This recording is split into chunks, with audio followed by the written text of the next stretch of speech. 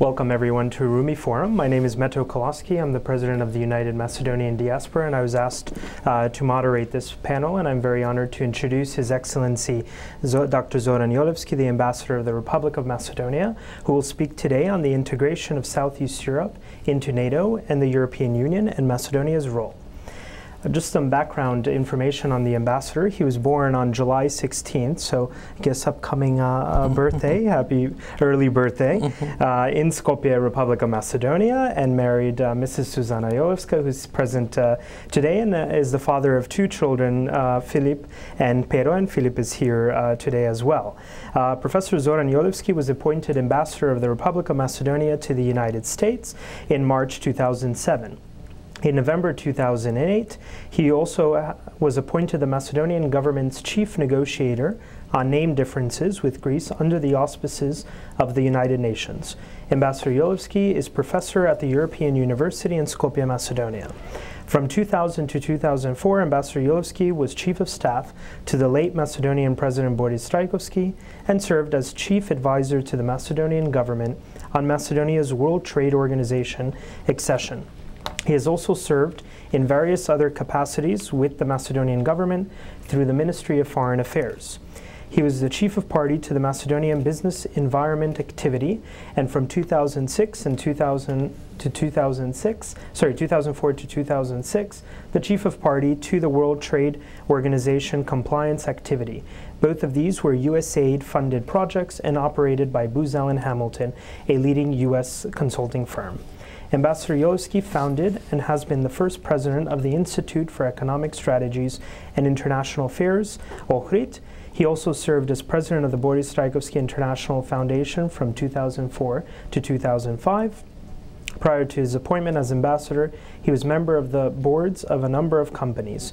He also was vice chairman of the UN ECE Committee on Trade, Industry and Enterprise Development from 2005 to 2007, as well as a member of a team of specialists on Internet Enterprise Development at the UN EC from 1999 to 2003.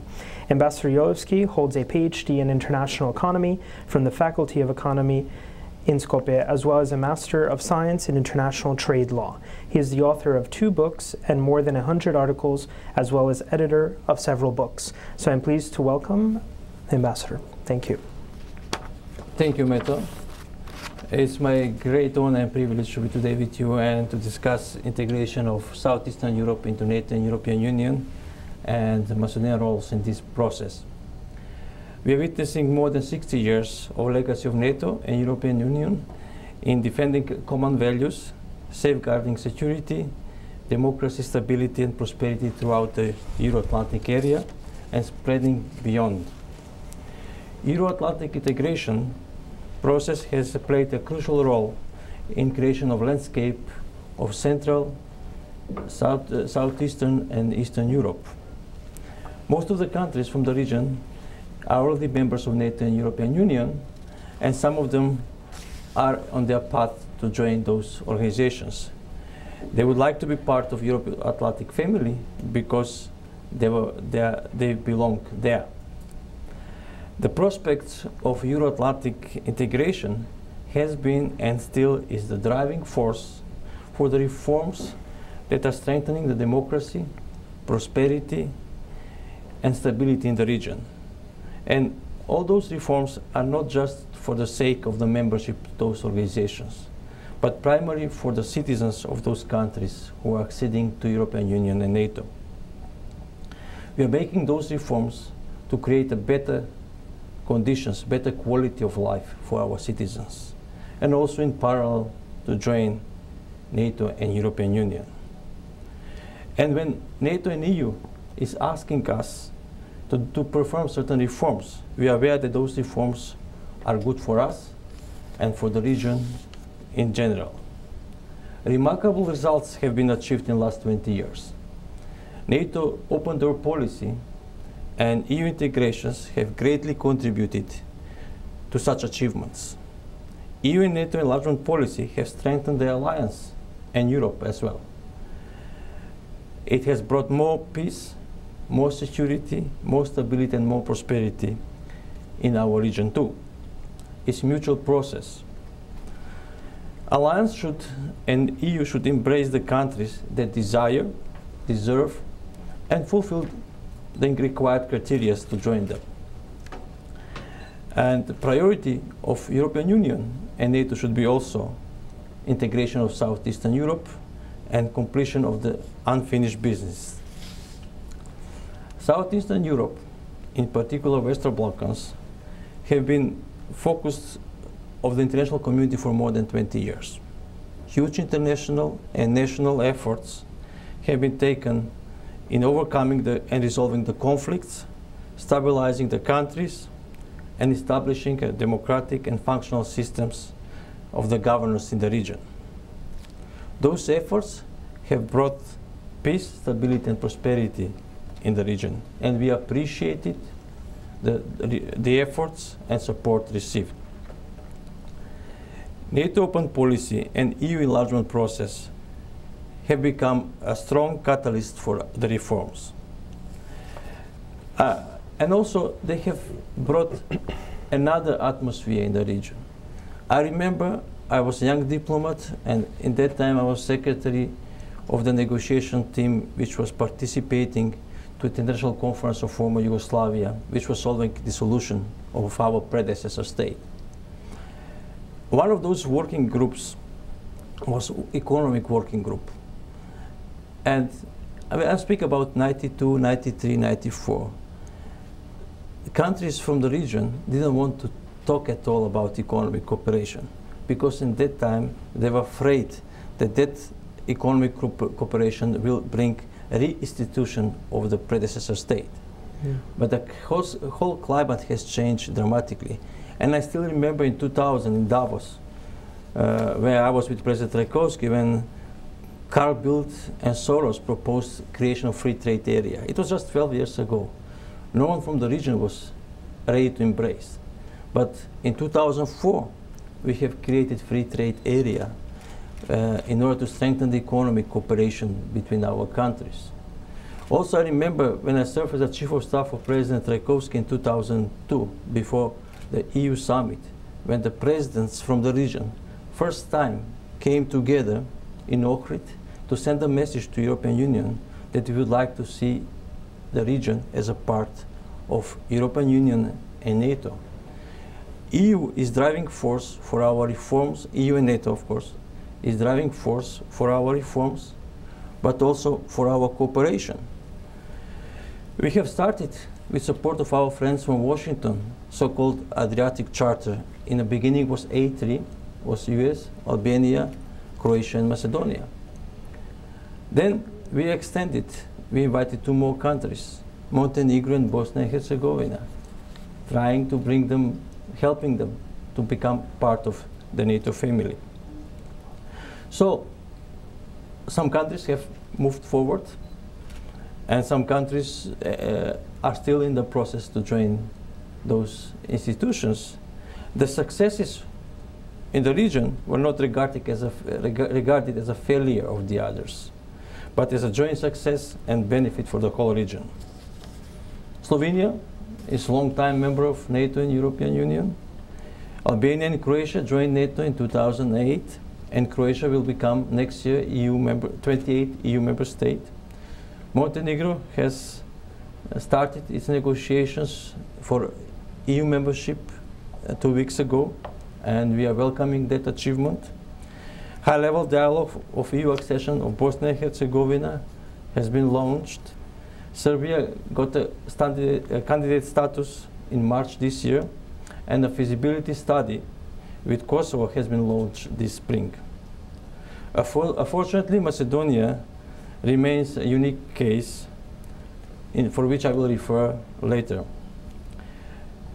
There is no doubt that NATO and European Union have contributed to current outlook of Western Balkans. We are proud to say that the Western Balkans today is not consumer but provider of security. Almost all countries from our region participate either in NATO or EU missions to support peace and stability in the other regions in the world.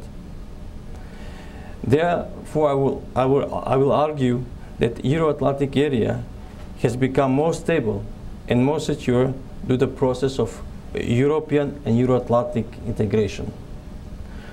However, Europe is missing the stone for the common European house. That stone is Western Balkans, and we hope that we will work together with our partners from NATO and European Union to finish that unfinished business.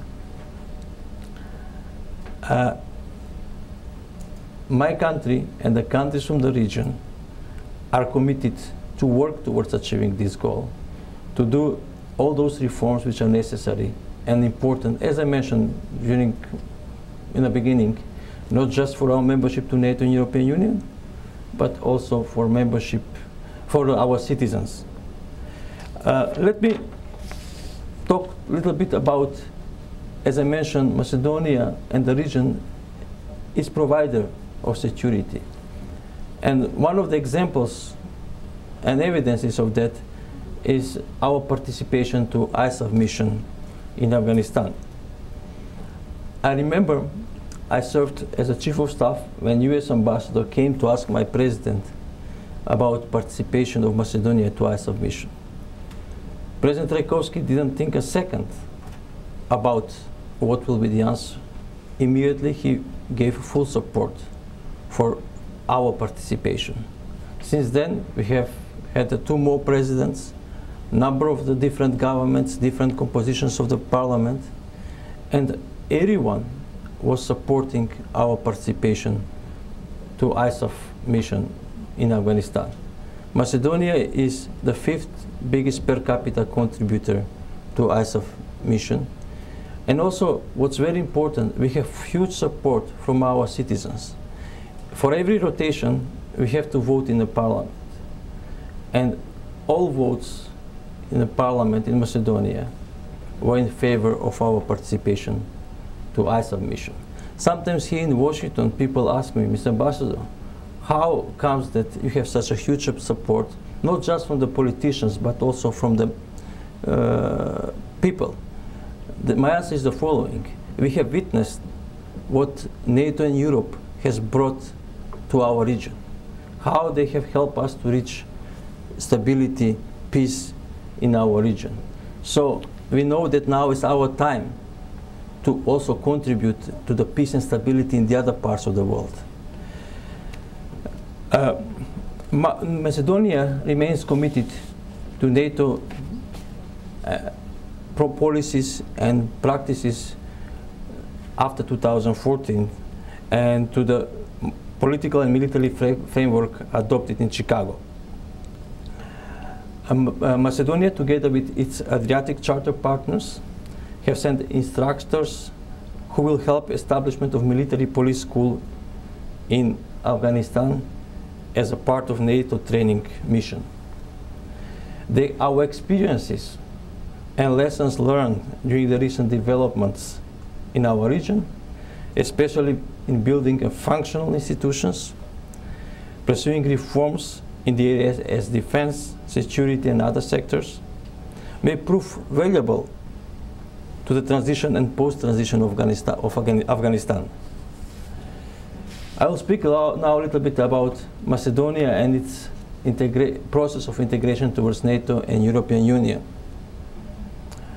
Despite the unique and unprecedented case made of Macedonian accession to NATO, and despite unusual duration of my country's journey to NATO membership, Macedonia remains committed to its efforts to join NATO. Membership to NATO is the highest priority of my government, and at the same time we have huge support from our public, from our citizens. As you know, in every democracy from time to time you make polls about the support for certain issues, and support what we get for our NATO membership from Macedonian citizens is between 85 and 92%. All political parties are in favor of Macedonian accession to NATO. Macedonia currently is implementing its 13th membership action plan. It is by far the longest process of accession of any country to NATO.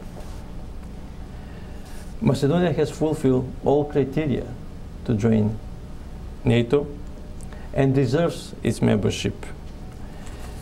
But there is only one last obstacle to our membership, which has kept us at the NATO doorstep for 4 years. There's a blockade to the consensus imposed by Greece. The principal juridical organ of the United Nations, the International Court of Justice, on December 5th, 2011, last year, ruled that Greece breached its obligations under the 1995 Interim Accord by objecting the admission of Macedonia to NATO at 2008 Bucharest summit. Further, court explained that it is expected that the state whose act or conduct has been declared wrongful by the court will not repeat that act or conduct in the future. But Greece is not respecting ICJ judgment and continued to block invitation of Macedonia to join NATO and opening EU accession talks. We are strongly committed to find mutually acceptable solution on a name issue that will protect the identity and dignity of Macedonian people. We will continue to participate constructively and in good faith in the talks under the UN auspices. And we are not asking anything more than international rules and principles are observed by our south neighbor. The integration of Macedonia to NATO and European Union is in line with strategic vision of Europe and the United States. Europe, united, free, and in peace. It is good for Macedonia. It is also good for the whole region, as well for Greece and NATO. Greece will have a NATO member on its northern border. Let me talk shortly about EU integration and where is Macedonia in that process. Macedonia is a candidate country for EU membership since 2005.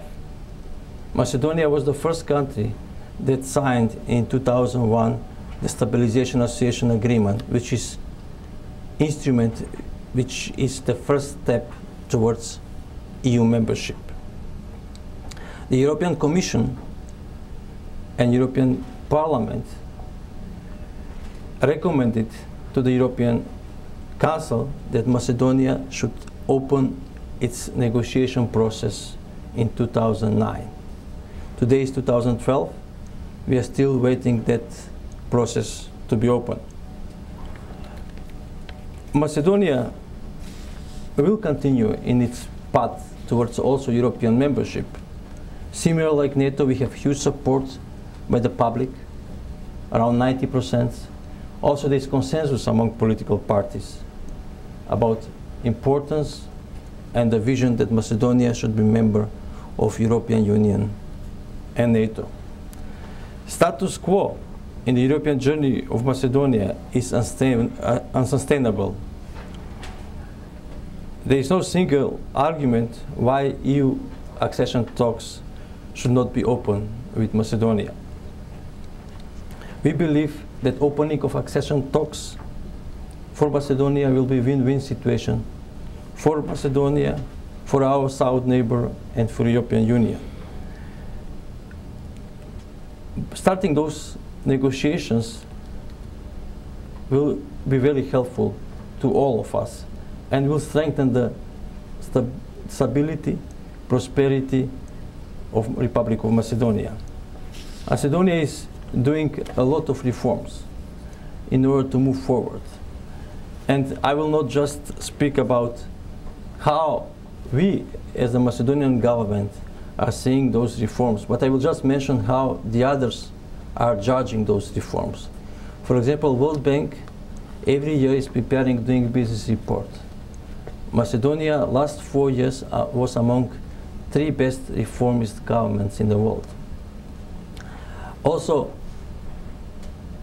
Heritage Foundation every year is preparing Economic Freedom Index. Macedonia last year had made dramatic improvement. We are the 2nd best improving country in economic freedom. The country is moving forward. We invest a lot in education, although the budget constraints all around the world are existing, and they're existing in Macedonia. We have doubled our budget for education. We have started this year also high-level accession dialogue with the European Commission, which is a step forward. And Macedonia remains committed to those processes to join European Union, NATO. And what I said in the beginning, Macedonian citizens sincerely believe that everything what we are doing, we are not doing just for the sake of membership to European Union, NATO, but we are doing for the better life in our country, respect, rule of law, transparency, open and functional market economy.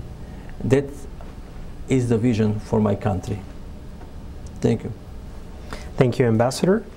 First, I guess as a moderator's prerogative, I have some quick questions to ask the Ambassador, and then we'll turn to the audience. First question, as the I guess the chief negotiator on the side of the Macedonian side in regards to the name talks at the UN. How do you see the recent elections in Greece and the election of a new government, which is headed by Antonio Samaras, which is the former foreign minister, which started the whole name dispute back in the early 90s, and he's already made some interesting comments and also implemented some policies that have kind of upset the Macedonian side, particularly imposing this FIRUM sticker on all cars that come into Greece, and also the resurrection, I guess, of this Macedonia and Thrakia ministry, which Papandreou had closed down back in 2009 at the encouragement of the European Union. So I guess, where do you see the next steps on the name dispute? Where do you see any progress with this government? And then the following is kind of regarding the European Union membership. Today we saw in the news that the Austrian and Slovakian foreign ministers were meeting with your foreign minister in Skopje and commented that these EU negotiations have to be started immediately during this hopefully Cypriot presidency. However, there has not been that much positive sentiment from Cyprus to do that. So I guess if you could comment about some of these. Thank you very much. In many occasions, by the way, I'm at the same time the chief negotiator of Macedonian side on the name issue with our neighbors from south. And in many occasions, I have transmitted the request of Macedonian government to mediate Ambassador Matthew Nimitz, who is representing the Secretary General of the United Nations in this process, that Macedonia is ready to meet anytime, any place with our neighbors from south in order to intensify the process.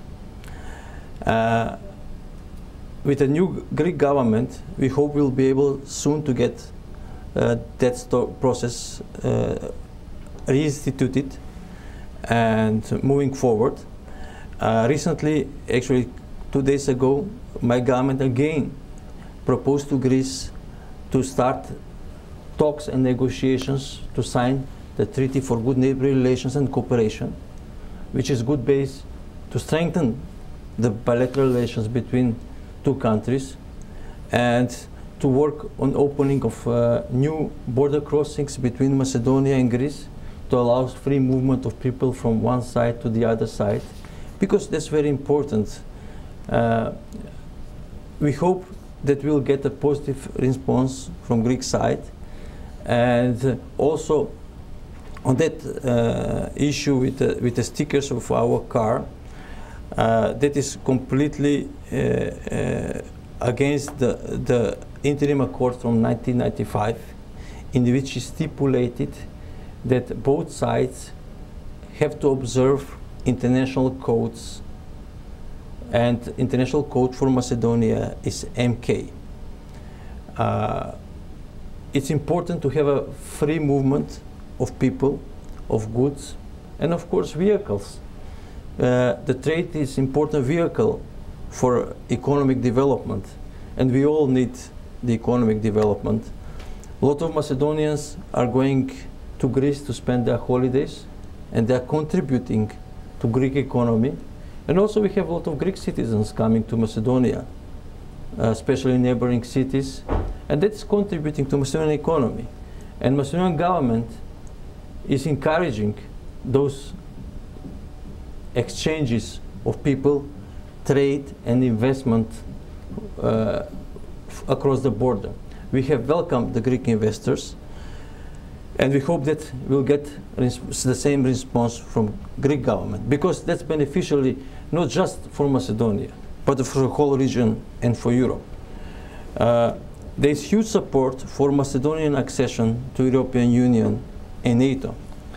And Austria and Slovakia are just two of many countries who are supporting, because Macedonia has earned its membership to NATO. We have done all reforms which are necessary Macedonia to join NATO. I have, as Mr. Jolevski mentioned, I work for Booz Allen Hamilton in civilian part, but also my company, which is a very respected consulting company, was providing a technical assistance for reforms in our military. And I asked my colleagues, as a colleague, not as ambassador, about what is the stage of reforms of our army, and they were speaking with highest respect of what my army, what Macedonian army has done. I will just mention also one example of what happened a couple of months ago. You're aware when US embassy in Kabul was attacked by Taliban. There were most of the soldiers, foreign soldiers, were running out of away from the embassy. Only American and Macedonian soldiers were running towards the embassy, US embassy, to protect the embassy. It shows that Macedonian military is fully prepared to be part of the alliance. And last year, Macedonian soldiers were fully embedded in National Guard of Vermont in Afghanistan. It's only one country which has achieved that high level of interoperability. When I say fully embedded, it means a unit of 16 soldiers, 8 American, 8 Macedonians. A vehicle of 4, 2 Macedonians, 2 Americans. To go in combat operations with foreign soldiers, you have to have a high trust and respect. We have achieved that goal. When it comes to European Union and starting negotiations, also Macedonian reforms are impressive. I mentioned how the other international organizations like World Bank are judging our reforms. Macedonian society is ready to start those negotiations, and we hope we'll start them as soon as possible. Thank you very much, Ambassador. Now we'll turn to the audience. If you please raise your hand and state your name and your affiliation, and your question be very brief, and the Ambassador will try to answer it as best. So, Brian, and then we'll have the next. Thank you, Ambassador. Brian Beery, Washington correspondent for Europolitics, EU Affairs newspaper.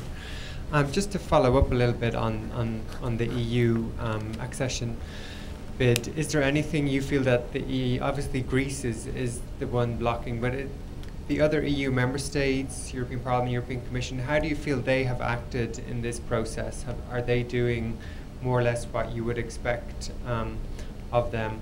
And then just a question on the Ohrid agreement. How do you feel that is working out today, and how are relations with the Albanian minority, and how is that autonomy arrangement affecting the society of your country today? Okay. Thank you very much. When it comes to EU, opening of EU accession negotiations, the process is the following. European Commission every year is preparing a report of the country which has a desire to join European Union, and in last 3 reports they have recommended that Macedonia should start negotiations. It means that Macedonia is ready to open the negotiations. Of course, the membership is not coming tomorrow. It is process. It will take a couple of years Macedonia to be there, but definitely Macedonia is ready and has fulfilled all criteria to start that process. Almost all EU member states are supporting Macedonian accession to EU and supporting opening of those negotiations. Because as I mentioned during my previous expose, that is good for Europe, that's good for Macedonia, that's good for the region. On the Ohrid Framework Agreement, I was part of the negotiation team in 2001 of Ohrid Framework Agreement. And that agreement has been almost fully implemented. When I say almost, and I will mention which part needs to be a little bit more work. The whole agreement has a couple of different parts, and I spoke with the people who were involved, with foreign experts who were involved in the negotiation process. The facilitator, James Perdue, who is who was US representative in those talks. And we all agree that we can state that the Ohrid Agreement is implemented. There is some additional work needed to be done, and in that time we knew that we need time. It's so-called equal representation. That means that the number of minority people who are working in the government has to be equal to their participation in total population. In Macedonia we have 25% Albanians, and in 2001 when we negotiated and signed the agreement, we had around 8% of the Albanians in the state institutions. Now, in some ministries, some institutions, we have reached 25. In most of them, we are moving to come towards that target. But that is not a goal which could be achieved overnight. It takes time. You need to get more people employed by the government, by the state institutions, and we are in good path to achieve that goal soon. You know, what's very important, since independence, all Macedonian governments were multi-ethnic governments. Always we have as a coalition partner Albanian party in the government, even when technically we didn't need. Because if you have since beginning, we had 120 members of the parliament. In order to form the government, technically you need 61 members of the parliament. But we have a couple of cases when the government was, when the party which won the elections had more than 61 members of the parliament, but still they invited the Albanian party to be part of the government. So, the Ohrid Agreement is good for Macedonia, it's a good example for the region, and we are continuing to work to live the spirit, because the Ohrid Agreement is almost implemented, but now we continue to live the spirit of Ohrid Agreement. Thank you, Ambassador. Next question in the back. Yes?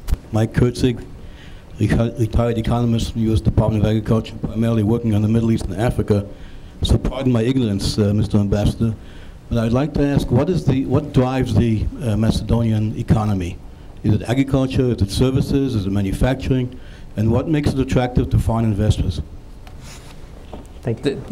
Thank you very much. It's a good question. Traditionally, Macedonia was a strong agriculture country. Our agriculture was traditionally, even in former Yugoslavia, was strong, mainly because there are a couple of reasons, not just tradition, but also even during the communist or socialist time, a huge part of the land was privately owned. So that spirit of the farmers remained a part of the culture of the country.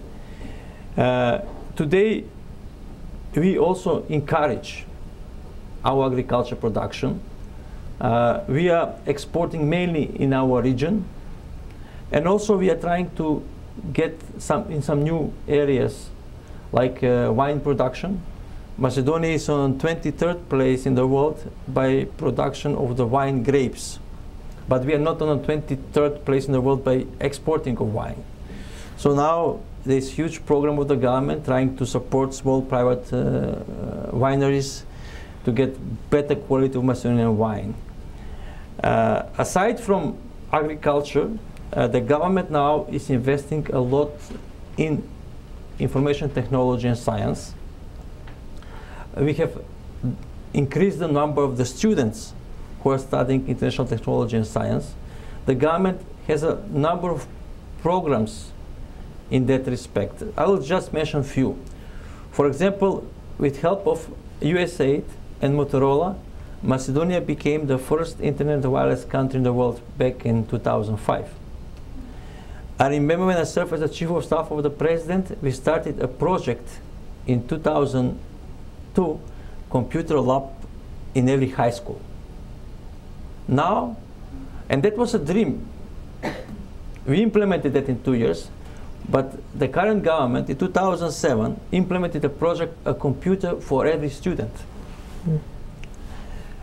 I was asked by the Prime Minister back in 2008 to assemble a group of 5 professors here from the United States to work and to develop a curricula for a new university for information technology and science. And we have established that university. The language of instruction is English. Half of the professors are from abroad. And the curricula of the university fully is in compliance with European Union, but also US accreditation requirements. And we have doubled the budget for education I mentioned. Our kids are starting to learn English from age of 6. That's because we are a small country, and we know if we would like to move forward, we have to have very well-educated workforce, very well-educated people, because the people are the biggest asset of the country. We are trying, we have some traditional industries like textile and some metal processing industries, but also now we are trying to attract some foreign investments in the country. The government has a very intensive program to attract the investors, and we have a couple of technical industrial zones where foreign investors can come and invest in those zones. They can get land on lease for 99 years. We can help them with the training of the workforce, and we are having a number of successes, having in mind the current economic situation in the world. Just last week we had a groundbreaking for one new facility in the neighborhood of Bitola. In the first phase they will open 400 jobs, new jobs in the next 6 months, but in 2 years there will be about 2,000 new jobs. Johnson Controls opened its first facility a couple of years ago. Now they're opening the second one. Johnson Matthey from UK opened its first facility. Now they are starting the second facility. In this moment, we have in pipeline investments which in next 24 months will create approximately 15,000 jobs. Having in mind that Macedonia is just 2 million inhabitants, and having in mind that every new job is creating another 5 indirect jobs. We are speaking about additional 75,000 new jobs, indirect jobs, total 80,000 jobs.